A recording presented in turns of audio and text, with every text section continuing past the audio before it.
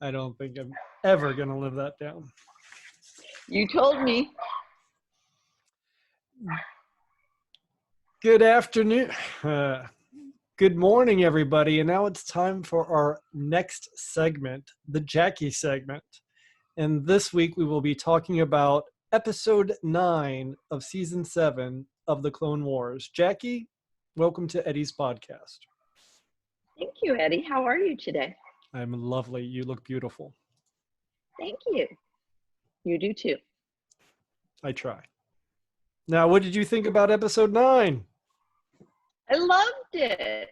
I mean, the title of the show is Old Friends Not Forgotten, so you kind of have a hint that maybe some old friends are going to be getting together in this episode, and it really doesn't disappoint. It's really exciting, yeah. You want to jump into the script? Okay, so aren't you... Okay, I guess I'm starting. Okay.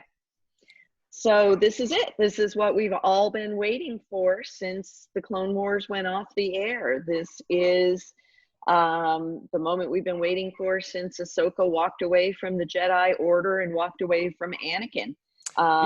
Before the episode Anakin, even Ahsoka Oh, I'm sorry, I cut you off. Sorry. Pick up from the beginning. Let's make this clean. Okay. So this is it. This is what we've all been waiting for since Clone Wars was taken off the air. This is what we've all been waiting for since Ahsoka walked away from the Jedi Order and Anakin.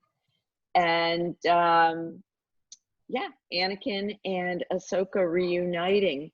It's pretty exciting. Before the episode even began, you get a new credits with the old school Lucasfilm limited production that was in the original trilogy in the original retro film font, and then follows a big bright red version of the normal Clone Wars logo, but this time it's red, signifying something different. Absolutely. This tells us that this 4-episode arc is a big deal. And the creative team put a lot of effort into pulling off what is essentially a feature film broken into 4 episodes. It is, we've had years to think about this. We know what happens to Obi-Wan. We know how he ends up on Tatooine. We know how Anakin ends up as Darth Vader. But there were so many details that the Clone Wars series filled in, not to mention the details that it's filling in now about Order 66, which, if you remember in the prequels, was just kind of a montage of dead and dying Jedi. Jackie, I cannot wait to discuss the next 4 weeks and whether or not these last episodes of the Clone Wars lived up to the hype and our imaginations.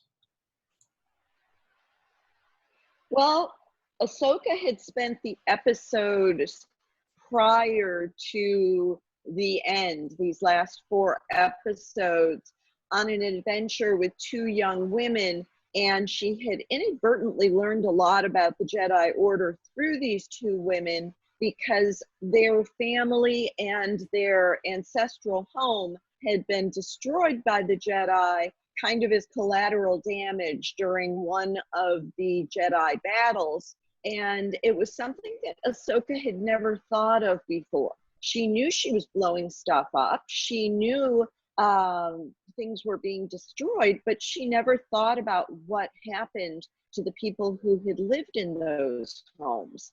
So it was very enlightening for her to run into these 2 young women and learn what the Jedi Order had been responsible for. Finding out how much the collateral damage really mattered and how bad it could be. It had a huge impact on Ahsoka.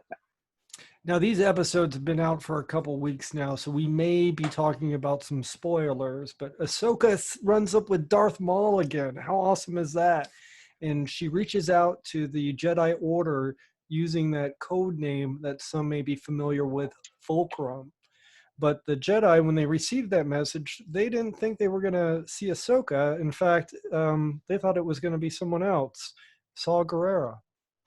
Yeah, at that time, Saw Gerrera was using codename Fulcrum, which Ahsoka knew because she had been with him, and if memory serves, she had seen him use the code name, so she knew about it. But I want to take a moment and talk about really how beautifully the Clone Wars fits in with Revenge of the Sith.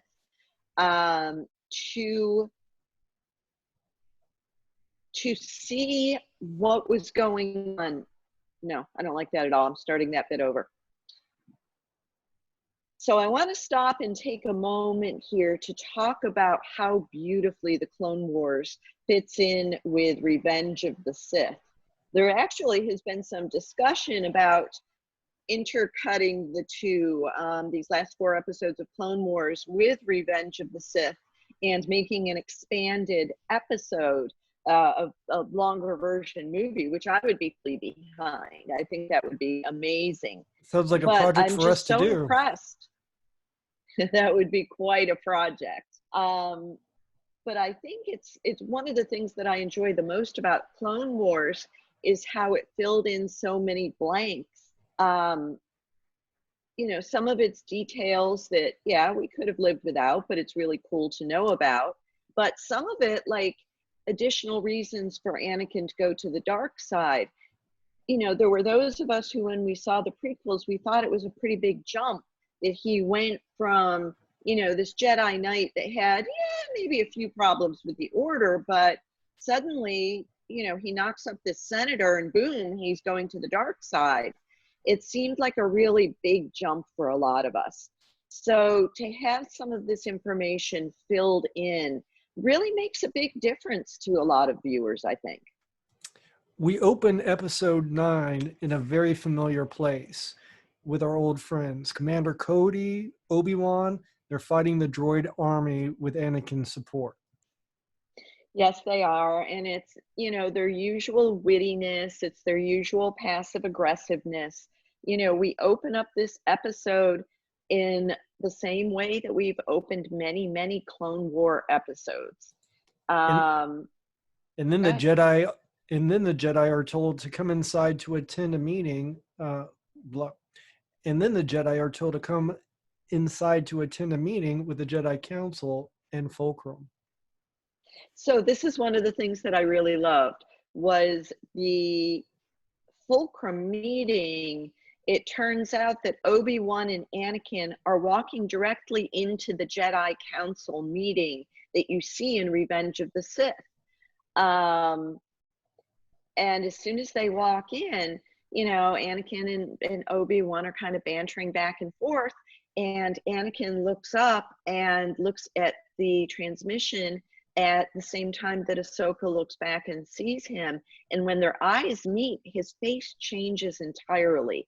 And Obi-Wan is looking at Anakin and looking at Ahsoka, and Ahsoka is looking at Anakin. And it's just a really amazing moment. You don't necessarily expect to wring that kind of emotion out of cartoon characters, but you know, in this instance, you really do. Anakin kind of wants to catch up, you know, hey Snips, where you been? What's been going on? And she's just straight to business. She really just wants to tell him that she and Bo-Katan have found Darth Maul, and they have the opportunity to capture him. How excited is Anakin to see Ahsoka? And what about Obi-Wan? He was really excited to see Ahsoka. Obi-Wan, I don't know. Obi-Wan is Obi-Wan. He never really seems that surprised.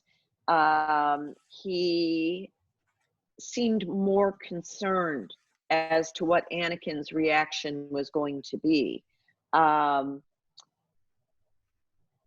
But Anakin actually manages to convince himself that Ahsoka had left the Jedi Order because she had to have left the Jedi Order in order for her to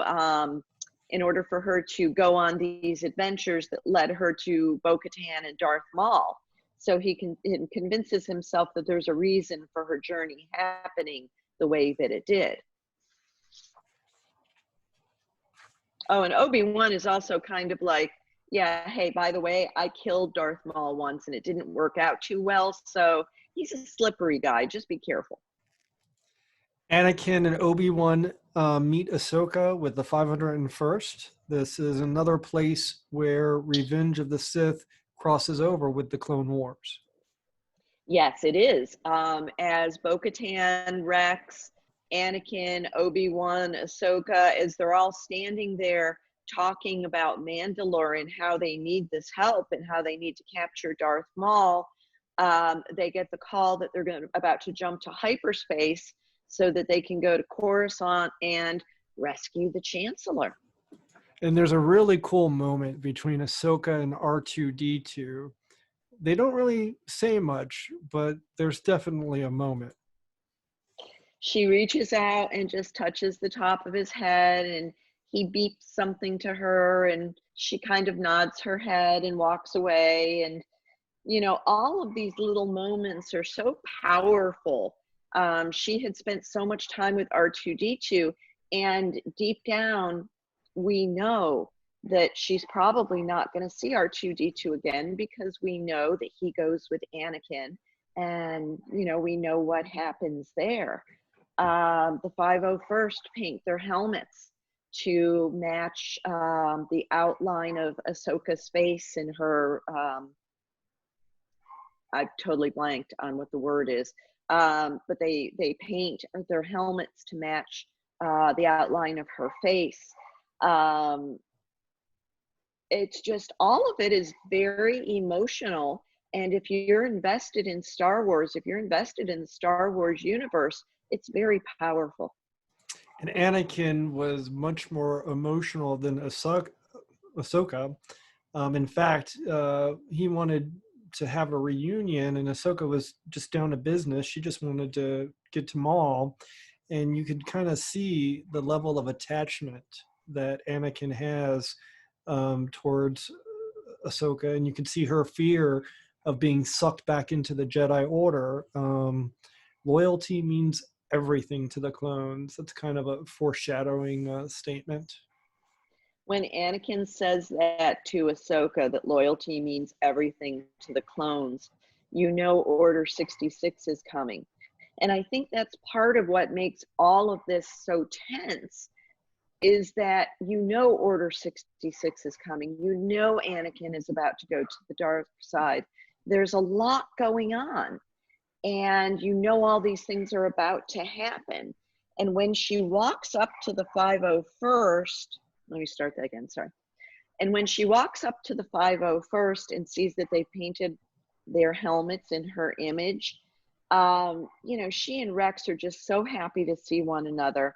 The clones keep calling her commander, and she keeps correcting them and saying, I'm not a commander anymore. And, you know, they keep saying, oh, okay, commander. Loyalty means everything. Such foreshadowing.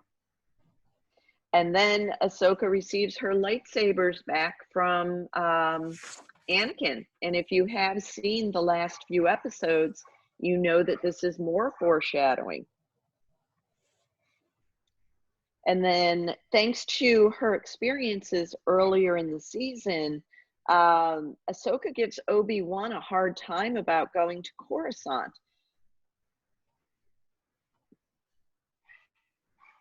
Sorry, let me start over again.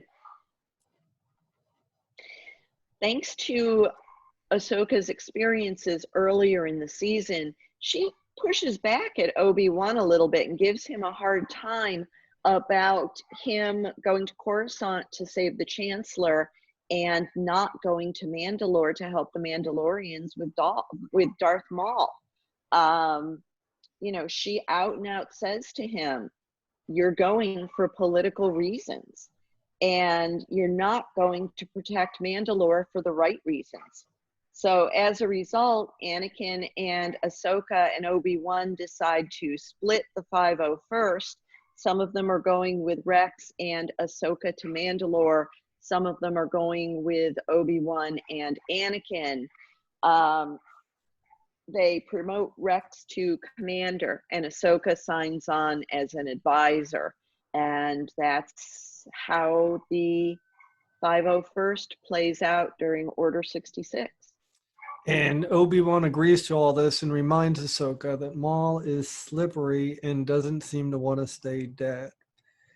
The episode ends with Ahsoka leaving with Rex, part of the 501st, and Lady Bo-Katan for Mandalore, while Anakin leaves for Coruscant with Obi-Wan and the rest of the 500. Blah. The episode ends with Ahsoka leaving with Rex, part of the 501st, and Lady Bo-Katan for Mandalore, while Anakin leaves for Coruscant with Obi-Wan and the rest of the 501st to fight Grievous and rescue the Chancellor. We see Ahsoka and Bo on their way to Mandalore, and you see their ship being hailed by a dog. You see their ship being hailed by a dog? It's a tiny little space dog. What do we see, Abby? Oh, what do we see? I bet she's warm on the inside.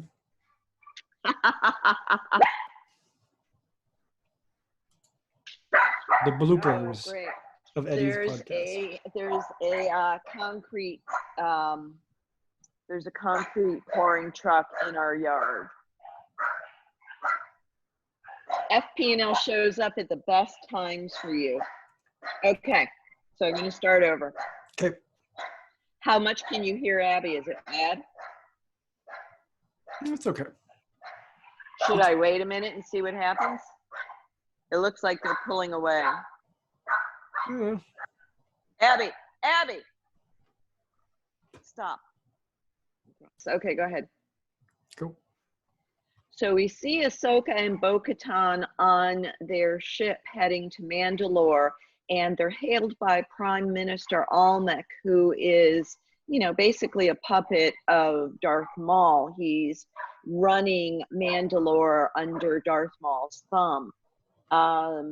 Almec kind of reminds them, hey, you're breaking a bunch of treaties by coming to invade Mandalore. What you thinking here? And Ahsoka notes that Bo is not like her sister. Duchess Satine was much more diplomatic. She was not the type of ruler to just kind of jump in and start fighting. So so you then see on Mandalore the Prime Minister ordering the Mandalorians to kind of get ready for this fight that's coming up. And then you have these absolutely beautiful scenes of the clones and the Mandalorians who are fighting to free Mandalore from Darth Maul. You see them along with Ahsoka making their way from the ships down to the planet of Mandalore. And it's just really, really beautiful. And again, if you've seen the last couple of episodes, it's more foreshadowing as to what's going to happen, because Ahsoka just jumps out of the ship and she starts hopping from ship to ship to ship. She'll, jump into a ship and kick a little butt and maybe kill a few droids or slash a few droids, and then she'll jump a little further down. Those Mandalore jetpacks are pretty cool. They're really cool. They really are. And it's kind of amazing when you think about it, how much we have known about Mandalorian weaponry that we just didn't really pay attention to until the Mandalore came out. But you see Rex and Ahsoka who decide to race their way down to the surface of Mandalore.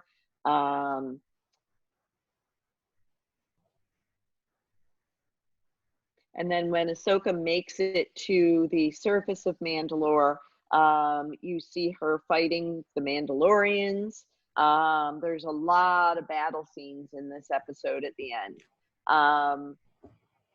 You see Darth Maul's Mandalorians requesting backup because they didn't expect such an attack from Bo-Katan and her people. And Rex is concerned that Darth Maul is leading them into a trap.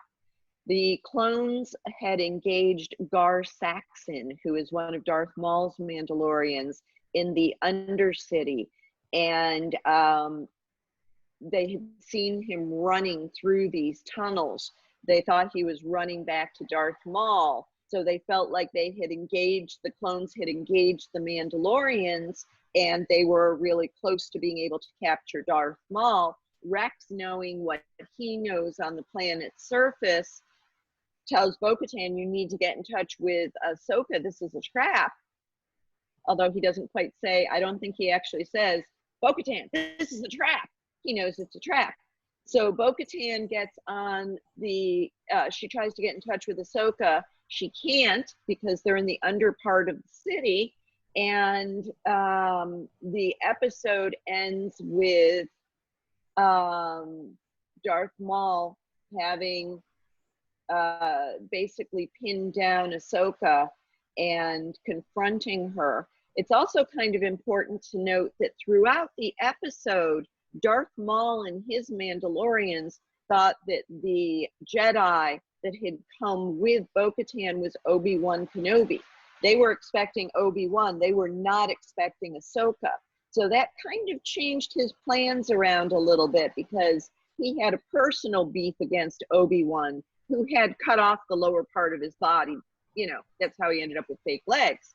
So he had a bone to pick with him. Is that fair to say? Multiple bones. It's horrible, but fair to say. Sorry about that. It is what it is.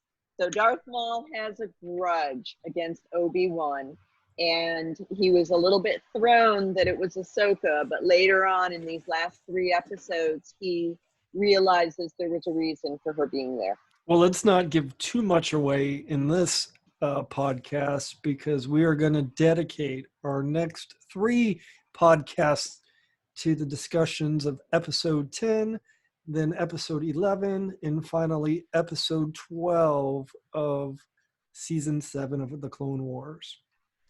Jackie, yes, we will. Thank you as always for joining me on this podcast. You're welcome. I love you. I love you too. Or you should say, I know. Every time? That'd be a cute sign off. I love you. Ahead. I love you. I know. Oh, wait, you screwed it up. I love you. I know.